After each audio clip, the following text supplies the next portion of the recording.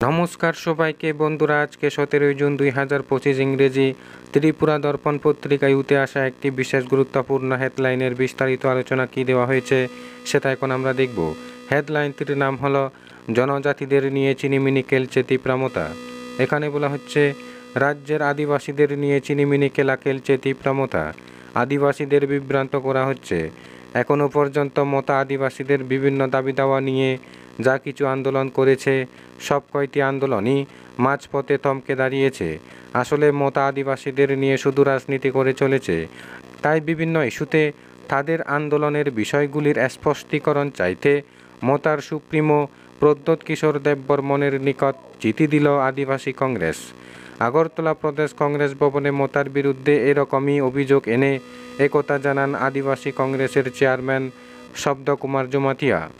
রাজ্যের আদিবাসীদের বিভিন্ন দাবি দাওয়া নিয়ে আরও একবার সোচ্চার হল ত্রিপুরা প্রদেশ আদিবাসী কংগ্রেস। ইতিমধ্যেই আদিবাসীদের স্বার্থ সংশ্লিষ্ট বেশ কিছু সংখ্যক দাবি দাওয়া পূরণের লক্ষ্যে সংগঠন রাজ্যের মুখ্য সচিবকে লিখিত আকারে চিঠি দেন।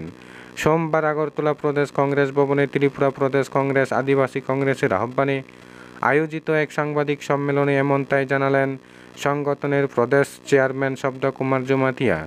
তবে এই দিনের এই সাংবাদিক সম্মেলনে আদিবাসী কংগ্রেস চেয়ারম্যান শ্রী জমাতিয়া সবচেয়ে বেশি সরব হলেন রাজ্য সরকারের শরিক দল তীব্রামতার বিভিন্ন দাবি ইস্যুতে। মতা যে সমস্ত দাবি দাওয়া নিয়ে মাঝে মধ্যে আন্দোলনে নামে তা সম্পূর্ণ অযৌক্তিক বলে দাবি করে আদিবাসী কংগ্রেস। আদিবাসীদের উন্নয়নের কথা বলে মাঝে মধ্যে বিভিন্ন দাবি দাওয়া নিয়ে মতা রাস্তায় নেমে আন্দোলন সংগঠিত করলেও পরবর্তী সময়ে দেখা যায় হঠাৎ নিশ্চুপ হয়ে যেতে। সেটা সিএএ আন্দোলন হোক অথবা পুষ্পবন্ত প্যালেস কিংবা বাংলাদেশি বিতরণের ইস্যুতেই হোক না কেন, তাদের প্রতিটি আন্দোলনই দেখা যায় মাঝপথে থেমে যেতে। তাই বিষয়টি নিয়ে স্পষ্টীকরণ চেয়ে এবার মতার সুপ্রিমোকে লিখিত আকারে চিঠি দেয় আদিবাসী কংগ্রেস।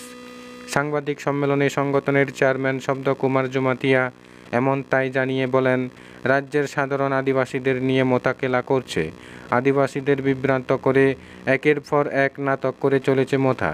সবকটি আন্দোলনের সময়ে তারা বলেন কোনো ধরনের সমঝোতা করা হবে না, কিন্তু বাস্তবে দেখা যায় পরবর্তী সময়ে সব ক্ষেত্রেই সমঝোতার দিকে এগিয়ে যাচ্ছে নেতারা। বিষয়টি আদিবাসীদের বুঝতে হবে। রাজ্য ও কেন্দ্রের কংগ্রেস ছাড়া আদিবাসীদের উন্নয়ন সম্ভব নয়। বন্ধুরা, খবর আপাতত এই পর্যন্ত। বন্ধুরা, ভিডিওটি ভালো লাগলে লাইক, শেয়ার, সাবস্ক্রাইব করে আমাদের সঙ্গে থাকুন। ধন্যবাদ সবাইকে ভিডিওটি দেখার জন্য।